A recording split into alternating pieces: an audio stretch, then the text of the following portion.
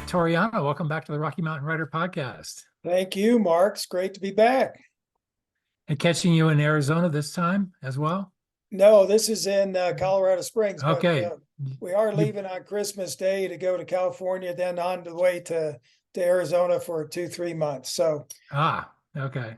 but I, the amazing thing today is we're driving down from Denver back to the Springs after lunch, and it was 64 degrees. yeah. Yeah, Crazy. yeah, Yeah. Yeah. Excellent. Well, maybe you don't need to go to Arizona. You can just yeah. stay in Colorado for the Stay winter. right here. No, no, no, that sounds great. Well, I hope all your holiday travels go well and have a great winter in Arizona. You have a brand new book out. We're going to get to that. It just came out at the end of November, a couple weeks ago. But you and I ran into each other in Monument. Oh yeah, Yeah. yeah, I was doing one bookstore and you were down the street at another small bookstore. I mean, they were both relatively small, yeah. but yeah, it was great to run into you. You just never know where book touring paths are going to lead or who you might run into. Well, and I was at that same bookstore, Covered Treasures in Monument. I was this past Saturday and Ah, signing at a signing, and it's just a lovely bookstore. And our independent small bookstores need all the support we can give them. yeah, So yeah, please patronize these great little bookstores. yep. And you never really know. Sometimes you might have a great evening or afternoon. Other times you might not have such a great, kind of you can't really look at the numbers, but you never know also just by going out and being there and putting out the word. It shows activity. It shows that you believe in your book, which you have to believe in your book. Well, and it's as you say, it's not about the numbers, but to see the happy faces of the readers, the people who are in the bookstores, and they're there because they are readers, Yeah. and they are just smiling because of all the great books that they're surrounded by. That's just special feeling. Yeah. That's very true. Very true. Well, let's get into the new book, Fireflies at Dusk. I think we talked about it the last time you were on the podcast. We kind of previewed it a little bit, but it is now officially out in the world. Before I want to talk about the award it's already won and we want to talk about the research that went into it.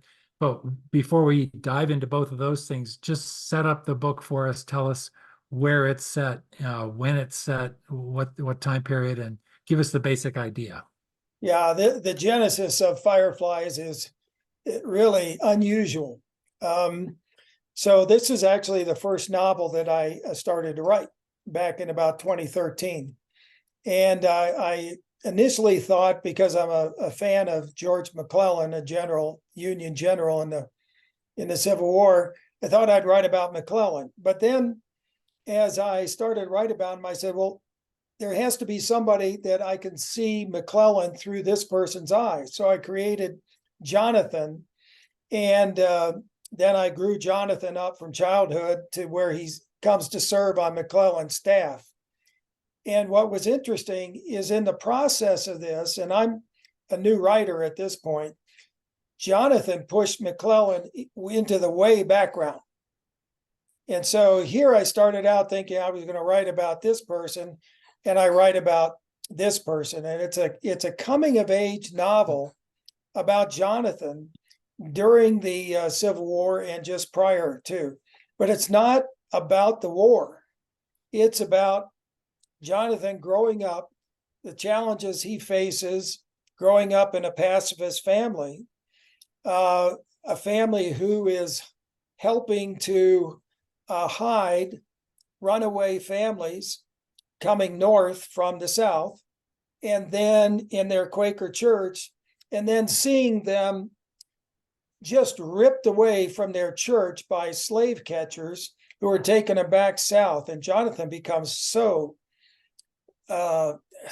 angry that no one stopped them, that he rejects the pacifism of his family, which leads to rejecting ultimately everybody in his life.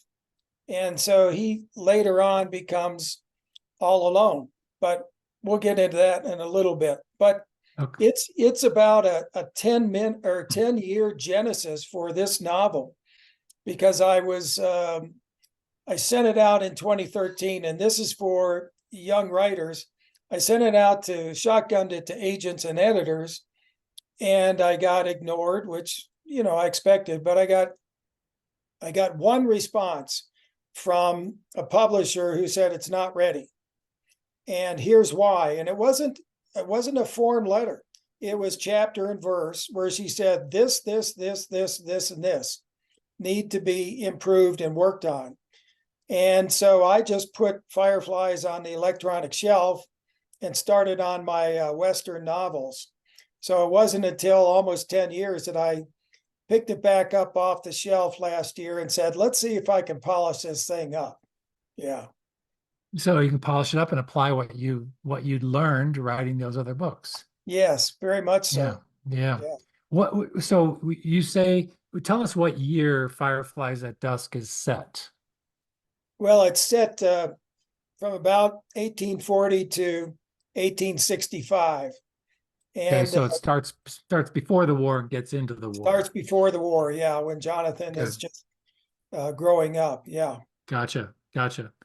Very good. And what area of the country is it set? Well, it's set just outside of Cincinnati to start Okay. out. Actually, that's where I grew up.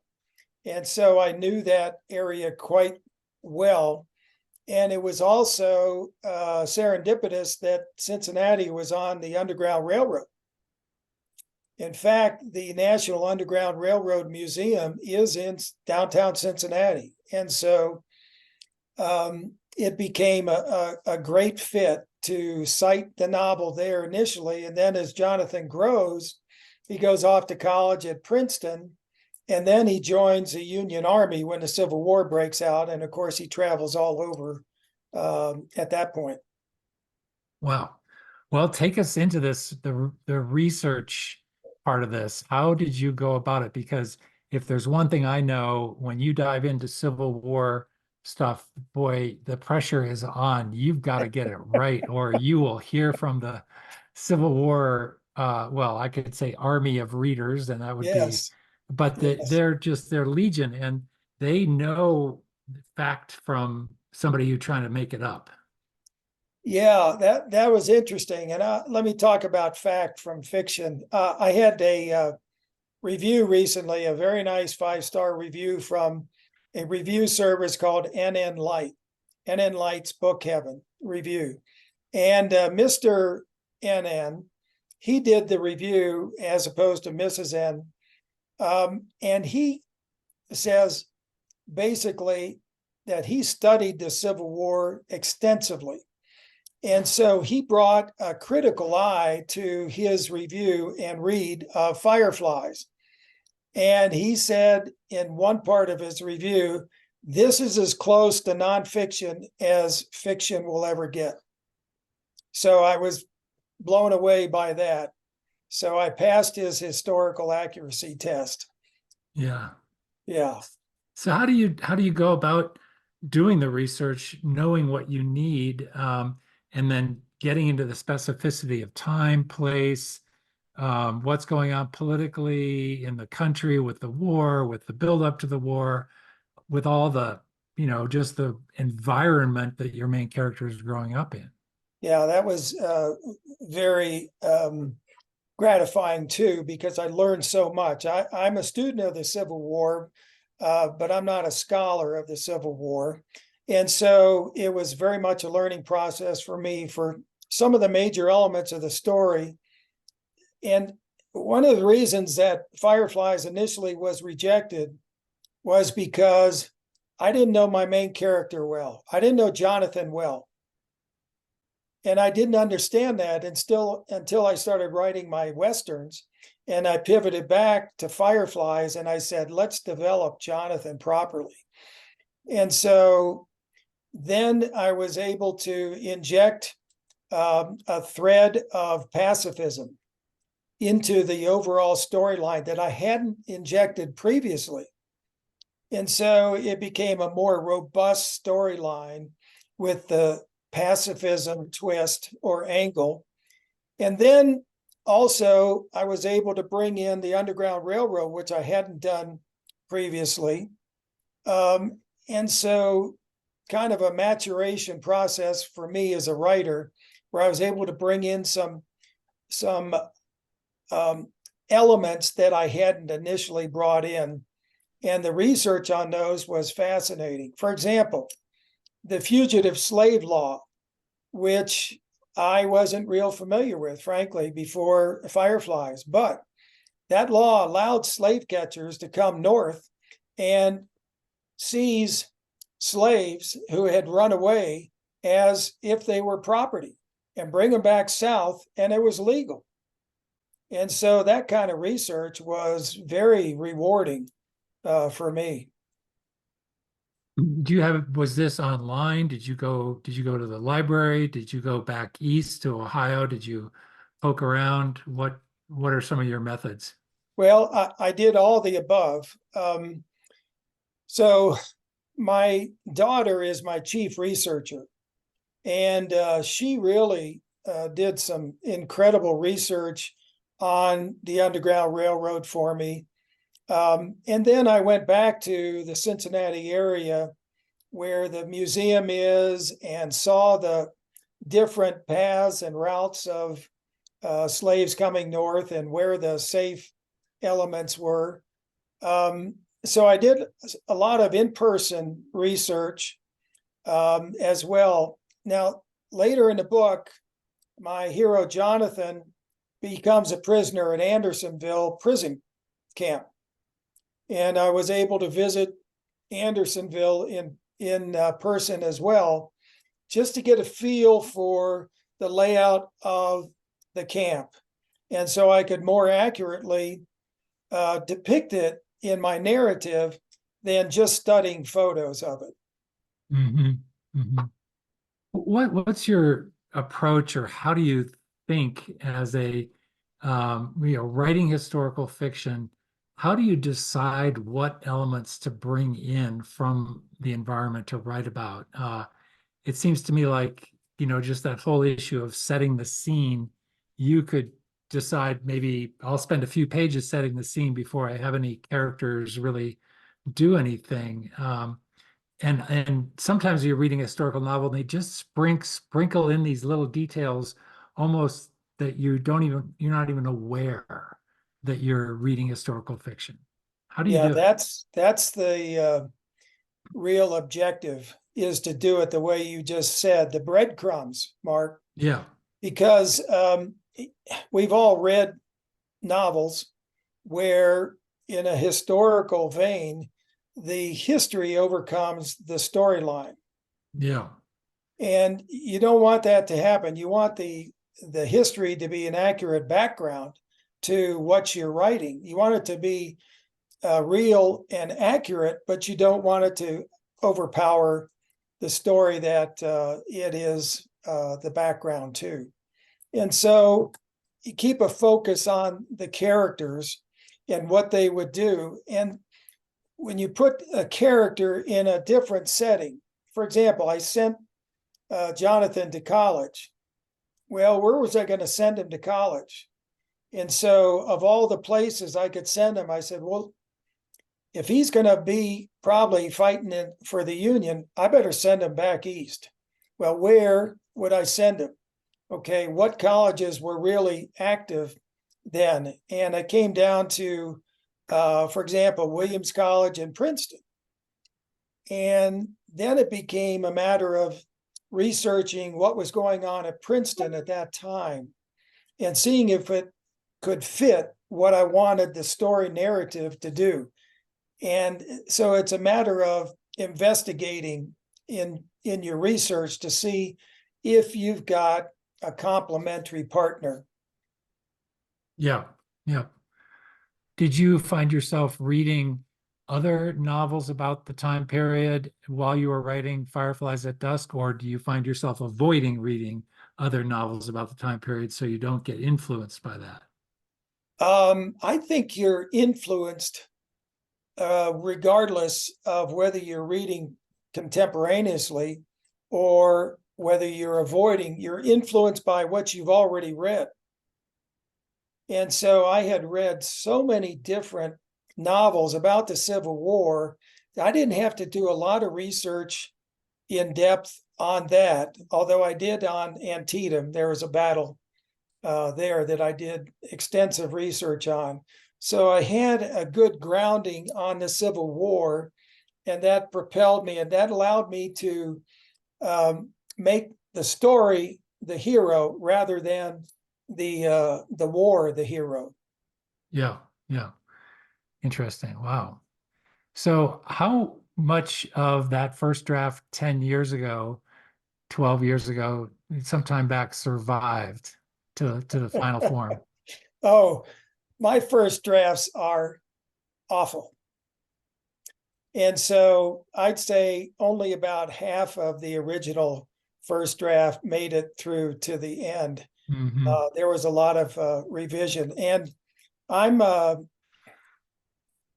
I wouldn't recommend that other writers follow my particular way of writing. I'm a pantser to the end, seat of the pants writer.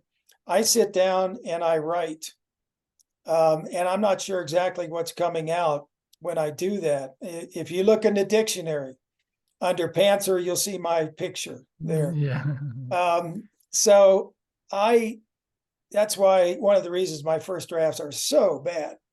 But then it allows me, as we know, we just want to get the words on the page. It allows me to go back, and I do a pretty good job of editing. So yeah, that's good. Yeah. How did writing those Westerns in terms of plot and structure and tension influence how you approach the new run at Fireflies? How did all that experience apply itself to the new version of Fireflies? That's a really great question. Um, I've had comments from my readers, reviewers, that every book gets a little bit better. And so it's a growth process, isn't it, Mark, with your books as well? Um, well, when you understand in my Westerns, when I understand when a scene is really working, and I get feedback in my reviews or my critique group or my beta readers or my advanced reviewers, they tell me when a scene is really working. And so I came to recognize some of those elements that add depth. Mini tension. Donald Moss talks about mini tension and continually trying to go deeper and deeper and deeper on an emotional level in a scene. And so that allowed me to mature as a writer and add depth to my various scenes. I've got a couple scenes in Fireflies where, and I won't do a spoiler alert here, but a couple scenes that brought tears to my eyes. I'm the writer, brought tears to my eyes and brought tears to my readers' eyes. You know you're working in good emotional territory if you feel yourself react to words that you're putting down. Absolutely. Yeah, that's great. Well, and one thing striking, I think, about Fireflies at Dusk, here we are talking on December 19th. They came out, I believe, November 27th, Yes. and it's already won an award. Yes. How did that come about? Tell us about that. Well, I get files after my review process with my publisher. Then I get the final file. I get the galley proofs and then the final proof, final galley. And I'm able to use that galley prior to release in a number of ways. For example, I send that galley to my advanced reviewers so they can be ready to post reviews on release date or just thereafter. But I also target certain competitions, certain writing competitions. that are in a historical fiction vein. And I applied to a couple there prior to release and received a finalist award from American Writing Awards in historical fiction just before Fireflies was released. So that was fun. Wow. So and give us the name of that again. What's the name of the company? American Writing Awards, Okay. finalist for historical fiction. I've got another application that I submitted, and I haven't heard on that one yet. So waiting to hear them. Yeah. So you're finalist, there will be an announcement down the road of if you win? Yes. So I'm keeping my fingers crossed on that. Yeah. Do you know when that might come through? I think they said in February they're going to announce. Yeah. So Yeah. good. Great. Yeah. I want to ask you about the title. Was it the original title from 10, 12 years ago when you first started writing this particular story? And what did that come from? What does obviously that phrase must really evoke something for you, Fireflies at Dusk. That does. I grew up in Ohio, Southern Ohio, and we had tons of fireflies in the summertime. And when dusk would fall, the fireflies would rise out of the grass, the fields and so forth, and they would just swarm and be this incredible light show at night.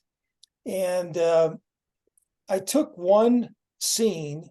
There's a strong thread of romance throughout Fireflies. It's not a romance novel, but there's a nice thread of romance in there. And I took one scene where Jonathan and his sweetheart really made an emotional connection, the first emotional connection that they made. And it happened at a time when the fireflies were rising. They were sitting at a picnic table at dusk, and it just fit. So Fireflies at Dusk. And that was the original title, even way back when. So that really stuck with you, obviously. It did. Yeah. Does it have some image power in terms of the slave movement issue to you as well? Or does it have some metaphorical kind of connection to the whole slavery and Civil War itself? It is so much about Jonathan and his journey. And you can't separate Jonathan from the fireflies and the romance element. You can't separate him from the war, the Civil War element. So yes. And later on in the novel, Barbara and Jonathan start a correspondence. So I've used letter writing as a literary device that brings them closer together after he's pushed her away younger in life. And those letters bring them closer together. But she draws a little firefly in the corner of every letter that she sends to him. And he has a little fun teasing her. He said, "Oh, those are fireflies? I thought they were just bugs of some sort." So yeah, that's a nice way to carry on the image. That's great. Nice little touch there. Yeah. Very good. So what's next? Are you encouraged with this direction? Are you going to go, is there a sequel to Jonathan? Are you going in that direction? Are you coming back to the Western novels? Well, I'm halfway through the next Western, okay, which is the third in what I call the South Park series, The Reckoning, The Renewal, and now The Return. So I'll finish that up, and I'll bring that one to a close. So Ike and Lorraine, my two main characters in those novels, will make their final ride, but it'll be a good ride. And then after that is finished, I'm going to pivot back to historicals and go down that path. It's been very interesting as somebody who's been in the Western genre for all this time to go into historical genre and see a whole different audience and get all kinds of different comments about and also use of social media, because Westerns are more of a niche genre. And so social media, you might be Facebook, little older demographic and so forth. But historicals, you've got Facebook readers, you've got Instagram readers, you've got LinkedIn, you've got Goodreads, you've got all of these other social media platforms that I now have to market to that I didn't market on the Western genre, which has been kind of surprising to me. Yeah, historicals just covers so much more ground, obviously, whereas Westerns are confined to at least I don't know, 4 or 5 decades and a certain part of the country. Yes. Yeah. Although Westerns, obviously, by definition, are historical novels of a type, but they're just it's a subset. Yeah. Yeah. Yeah. Yeah. And it seems like Westerns come with their own kind of rules about how general rules and general archetypes and some familiar patterns that I think Western readers look for. So that's interesting. So, Mike, as you look back, I'm just wondering if you could summarize, you know, talk a little bit about just when you first decided you wanted to start writing fiction, and you look back over that period of time, if you had to help somebody kind of shortcut some of the mistakes you might have made, if you could tell yourself, hey, do this differently from the beginning, what are the 3 or 4 things that sort of come to mind that you'd put out there for others who are contemplating getting into the biz? Well, and you've heard this continuously, Mark, you have to read. You have to read, and if you've got a real specialized genre, romance, historical, fantasy, paranormal, Western, what have you, you have to read in that genre. And you have to start absorbing the kind of tropes that are in there, how people interacted, their dialogue, their word choice, their language, how they dressed, etc. You have to understand the settings that you're getting into. So that's the first thing. Read, read, read. Second thing is, don't be a pantser like me. I'm a pantser too, so I don't know about Yeah. that. Yeah. I think there are times, many times, when I wished I was a plotter and I could have a storyboard before I sat down and wrote. I have all the sticky back there and all the scenes and act 1, act 2, act 3, the architecture of a story. But as a pantser yourself, Mark, it just unfolds as you go. But it makes it a little bit more difficult. It's easier to get started as a pantser, at least in my experience. But there are times when I'll sit there and I'll hit a wall, and I'll say, "Oh my gosh, now what have I done? Have I written myself into a corner here? How do I get out of this?" So pantser works, but there are times I wish I was a plotter. So figure out which one you are. But the other thing I would say is, do it your way. Go to conferences, listen to sessions about how people are doing it and the advice, but pick and choose among that advice for what works for you. There's no one right way to do what we do. There's a way that's right for you. And so the sooner you can figure that out and move all the other clutter away and find your path, the better, I would say. That's great.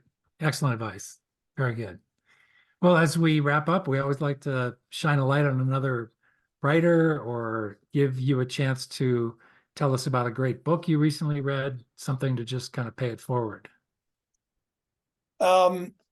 Yeah, it's a bit of a gritty book, but and it's also been made into a movie, but Killers of the Flower Moon is an awfully important book, I think, especially in our cultural mores of today, about the Osage Indian Nation in the 1920s and so forth, give or take years there.